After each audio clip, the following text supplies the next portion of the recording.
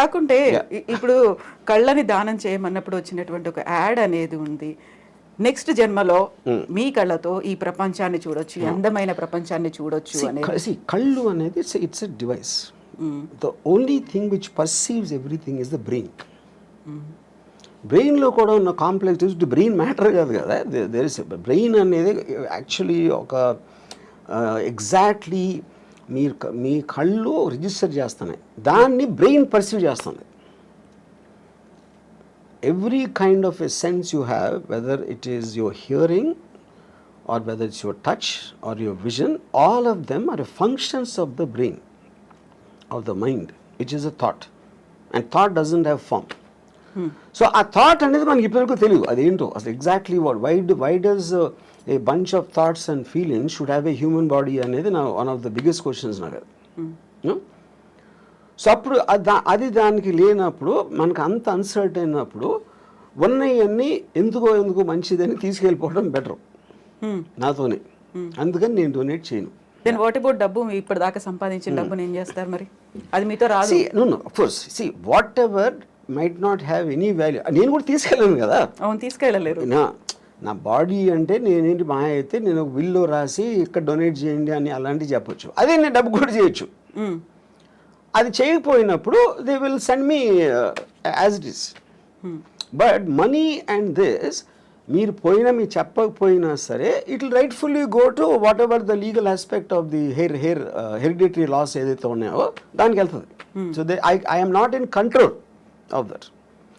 నేను బతికున్నప్పుడే ముందే నేను అనుకుంటే ఇస్తాను, అది ఎలా చేస్తారు కదా, చాలామంది చేస్తారు. వాళ్ళు దానాలు ఇవ్వచ్చు, ఎవరికో రాసేయచ్చు, ఏదో చేస్తారు. Anyway that happens. సో ఇప్పటిదాకా మీరు ఏ దానము చేయలేదు, చెయ్యరు కూడా అస్సలు? బ్లడ్ డొనేషన్ దగ్గర నుంచి నెవర్. నా ఇష్టం వచ్చిన వాళ్ళకి నేను I will give money. General పీపుల్కి నేను they have to have some connection to me. If they are in need మిమ్మల్ని అడిగారు అంటే, if they are in need మిమ్మల్ని అడిగారు ఆ టైం అంటే నాకు వాళ్ళ మీద ఫీలింగ్ బట్టి అడిగారు కాబట్టి ఇవ్వడం అనేది ఉండదు. అంటే ఇప్పుడు సపోజ్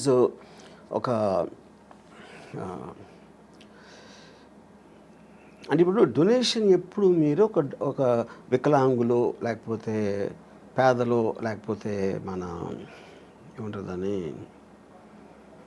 ఎయిడ్స్ అంటే ఎయిడ్స్ వచ్చినప్పుడు చెప్తున్నాను. అంటే I'm just what ever comes to my memory.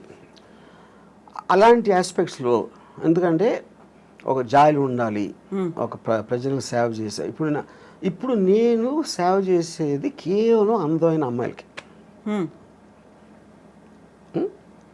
ఇప్పుడు నేను ఒక పర్టికులర్ టైంలో నేను ఒక అమ్మాయి నేను మాట్లాడుతూ ఉంటే, అమ్మాయి ఢిల్లీ నుంచి వచ్చింది. తను ఆప్ పార్టీ మన కేజ్రీవాల్ అరెస్ట్ గురించి మాట్లాడతాను. నేను వేసుకున్న డ్రెస్సు చాలా అందంగా ఉంది. నేను అది అనుభవిస్తున్న టైంలో నువ్వు కేజ్రీవాల్ అరెస్ట్ గురించి మాట్లాడతావు. అలా కేజ్రీవాల్కి నాకు సంబంధం ఏం లేదు. అప్పుడు ఆ టాపిక్ మూలాన నేను ఆనందించే ఆస్వాదన తగ్గిపోతుంది, అది డిస్టర్బ్ చేస్తుంది. అప్పుడు నీకన్నా కేజ్రీవాల్ నాకు ఎందుకు ఇష్టం అవ్వాలి, నువ్వెందుకు అనుకుంటున్నావు నాకు చెప్పాను. ఇప్పుడు ఇక్కడ పాయింట్ ఏంటి, she is concern about Kejriwal.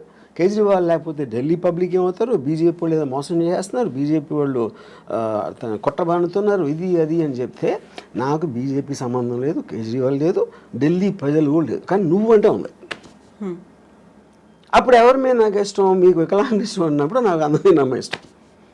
I'm just trying to give an example.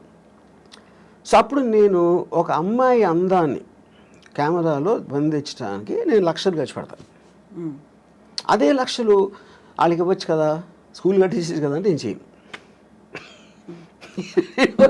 ఎందుకంటే I'm getting happiness out of that. నా కోసం ఖర్చు పెట్టుకుంటున్నా, అమ్మాయి కోసం కాదు. ఎవరి మూలానైతే నాకు హ్యాపీనెస్, నాకు అనేది అండర్లైన్ పాయింట్ అక్కడ. అప్పుడు పవర్ఫుల్ మెన్, బ్యూటిఫుల్ విమెన్, ఇలాంటి కొన్ని కేటగిరీస్ ఉంటాయి నాకు, వాటి మీద ఖర్చు పెడతాను. ఆ అమ్మాయి రియాక్షన్ ఏంటప్పుడు? She start laughing. ఎందుకు laughing? Because why is Kejriwal Delhi people and they are better than your beautiful body అని అడిగా. అది నాకు చెప్పాను. నేను చెప్తున్నాను క్లియర్గా, నాకు నువ్వే ఇష్టం వాళ్ళు కాదని. నీ బాడీ కన్నా వాళ్ళు ఎందుకు నాకు ఇష్టం ఉండాలి అని నువ్వు చెప్పాను.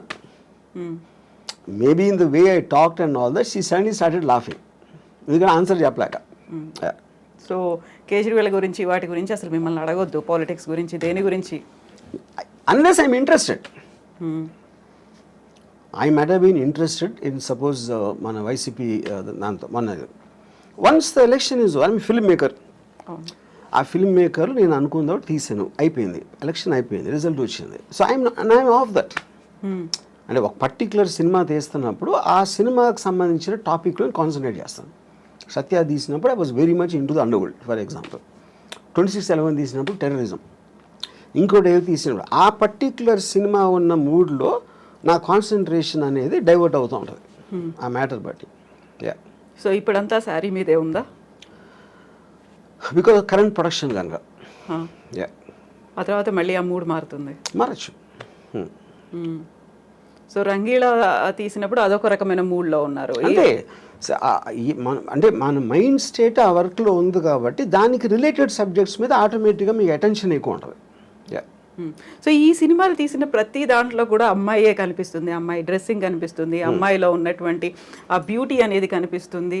ఇంకా ఇంతకు మించి బియాండ్ ఇంకా మీరు ఆలోచిస్తారని మేము ఎక్స్పెక్ట్ చేయొద్దు, అంతే కదా అని ఇందాక చెప్పాను కదా నేను. అంతే. My primary thing are powerful men and sexy women, beautiful sexy women.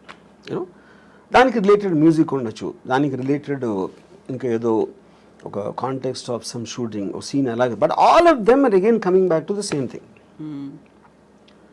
నేను సినిమాలోకి వచ్చింది శ్రీదేవి గారిని డైరెక్ట్గా చూడటానికి వచ్చాను, అంతేగాని మంచి సినిమా తీద్దాం, మంచి ఎంటర్టైన్మెంట్ తీద్దాం, ఫ్యామిలీ అందరూ చూడదగ్గ సినిమా అని నేను ఎప్పుడు రాలేదు.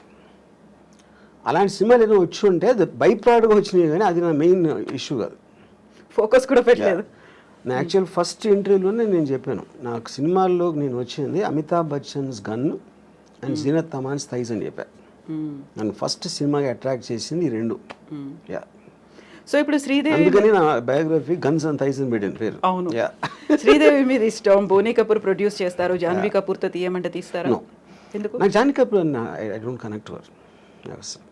సో శ్రీదేవి కనెక్షన్ ఉంది కదా అక్కడ. కానీ శ్రీదేవి గారు పర్టికులర్ పర్సన్, ఆవిడికి పుట్టిన బిడ్డ, కానీ ఈవిడ శ్రీదేవి కాదు కదా. నాకు today somebody might like her more than Sridevi, అది వాళ్ళ పర్సనల్ విషయం. ఇప్పుడు నేను నా జనరేషన్లో నేను కాలేజ్ టైంలో ఉన్న నా మెంటల్ స్టేట్కి ఐ కనెక్టెడ్ శ్రీదేవి గారు. సో సేమ్ థింగ్ ఇప్పుడు అవ్వచ్చు. ఇప్పుడు నాకన్నా చాలా యంగ్ ఎవరు 20s, 30s ఉన్నోళ్ళు దే మైట్ కనెక్ట్ జాన్వీ చాలా శ్రీదేవి గారు, కానీ చాలా ఎక్కువ చేయొచ్చు, అది వాళ్ళ ఇండివిజువల్. ఆ టైంలో కూడా somebody might like Jayaprada more, somebody might like somebody more, you know. అప్పుడు ఈచ్ ఇండివిజువల్కి వాళ్ళకున్న పర్సనల్ పర్స్పెక్టివ్ అనేది డిఫర్ అవుతుంది. సో శ్రీదేవి గారి మీద ఏదైనా బయోగ్రఫీ తీయాలి అంటే ఆలోచన? నో. శ్రీదేవి గురించి తీయాలంటే శ్రీదేవియే ఉండాలి అక్కడ, అంతే. పాయింట్ అది కూడా కాదు. అంటే ఇప్పుడు శ్రీదేవి గారి లైఫ్ హిస్టరీ అంటే నేను I want her to be a beautiful image in my mind. అలాగే ఉంది. ఆ బ్యూటిఫుల్ ఇమేజ్ అనేది నేను ఇష్టపడతాను, కానీ ఆవిడ వెనకాల కష్టాలు, అదేమైంది ఇదేమైంది ఏదో సూసైడ్ అంటే I don't want do that. I don't want get in to that space only. ఎందుకంటే ఒక పుట్టడానికి ప్రతి ఒక్కడికి ఒక అంటే అంటే ఇప్పుడు నా ఏజ్లో వెనక చూసుకుని ఏమేం చేశాను లైఫ్లో, ఏమనిపించాను అని ఒకసారి చూస్తే Sridevi garu one of the big reason. అలాగే Jayasudha garu is very big reason. Bruce Lee was a big reason. Ayn Rand is a big reason. వీళ్ళందరి ఎగ్జిస్టెన్స్ వల్లనే నా లైఫ్కి ఫుల్ఫిల్మెంట్ వచ్చింది. వీళ్ళని తీసేస్తే నా లైఫ్ బ్లాంక్. అసలు నేను వెనక్కి తిరిగి చూసుకుంటే కొంతమంది వ్యక్తుల్ని తీసేస్తే my life is a full blank. But so the people influence me. వాళ్ళు నాకు ఆనందం ఇచ్చారా, ఎక్సైట్మెంట్ ఇచ్చారా, మోటివేషన్ ఇచ్చారా, లేకపోతే ఒక పాత్వే చూపించారా, ఇవన్నీ కూడా వీళ్ళందరూ చేశారు. దాంట్లో she is a very important person. Yeah. So ఇప్పుడు బ్యూటిఫుల్ ఉమెన్తో పాటుగా పవర్ఫుల్ మెన్ అన్నారు. పవర్ఫుల్ మెన్ అంటే ఎవరి మీద cinema? Powerful men Dawood Ibrahim అవ్వచ్చు, బాల్ ఠాక్రే అవ్వచ్చు. అమితాబ్ బచ్చన్ యాక్టర్. అమితాబ్ బచ్చన్ చేసిన క్యారెక్టర్ బాల్ ఠాక్రే సర్కార్ అవ్వచ్చు. లేకపోతే అంటే ఇట్ ఈస్ ఎవరో పోలీస్ ఆఫీసర్లు, ఎవరో gangsters, terrorist, Osama bin Laden అవ్వచ్చు. All of them interest me. Yeah porn stars అవ్వచ్చు. Yeah, ఇవన్నీ చూసాము. కిమ్ గురించి కావచ్చు, జిన్పింగ్ గురించి కావచ్చు, పుతిన్ గురించి కావచ్చు, ఇలాంటి మూవీస్ కూడా వస్తాయా? పవర్ఫుల్ గా ఉన్నారు. డిపెండింగ్ ఆన్ అంటే ఆ పర్టిక్యులర్ మనిషిలో ఉన్న డ్రామా బట్టి. ఇప్పుడు జీపింగ్ సూరి నాకు పెద్ద తెలియదు, ఆయన అంటే చైనా గురించి అంత నేను ఎప్పుడు కాన్సన్ట్రేట్ చేయలేదు. Putin I know, but I feel Saddam Hussain is a great character. అంటే సినిమా స్టోరీకి సంబంధించిన నేను చెప్పేది యూనో అలాగా డిపెండ్స్. ఇప్పుడు ఐఎమ్ ఆల్సో ప్లానింగ్ ఒక film 9/11 world trade centre attack ring leader ఉన్న మహమ్మద్ ఆటా అని, అతని మీద ఒక పిక్చర్ ప్లాన్ చేస్తున్నాను. సో పవర్ఫుల్ మెన్ అంటే ఇలాంటి వాళ్ళే కనిపిస్తున్నారు. అంటే హూ మేడ్ ఇంపాక్ట్, అంటే వాళ్ళు ఒక వరల్డ్లో ఒక మార్పు తీసుకొచ్చారు. Whatever it may be, negative or positive, negative positive అనేది ఉండదు ఎప్పుడు. దట్స్ వెరీ బిగ్ మిత్ అది. వాళ్ళు దే గో అగెయిన్స్ట్ ద నామ్. ఇప్పుడు హిట్లర్ సెకండ్ వరల్డ్ వార్ వచ్చిన మళ్ళానే ర్యాపిడ్ అడ్వాన్స్మెంట్ అయింది మొత్తం వరల్డ్ అంతా. ఎప్పుడైనా మీకు కటాస్ట్రాఫిక్ ఇన్సిడెంట్ వచ్చినప్పుడు ఆటోమేటిక్గా అడ్వాన్స్ అయిపోతుంది. అప్పుడు మీరు అలా చూసుకుంటే హిట్లర్ మంచి చేశాడా చెడ్డ చేసి కూడా తెలియదు. ఎవరికి చెడ్డ, అప్పుడు పోయిన వాళ్ళకి. అడ్వాన్స్మెంట్ మూలాన ఫర్దర్ జనరేషన్స్ విపరీతంగా దాంట్లో దే బెనిఫిటెడ్. యా. సో మీరు అనుకున్న నెక్స్ట్ పవర్ఫుల్ మెన్ అనేది ఎప్పుడు స్టార్ట్ అవుతుంది ఆ ప్రాజెక్ట్ అనేది? Very soon.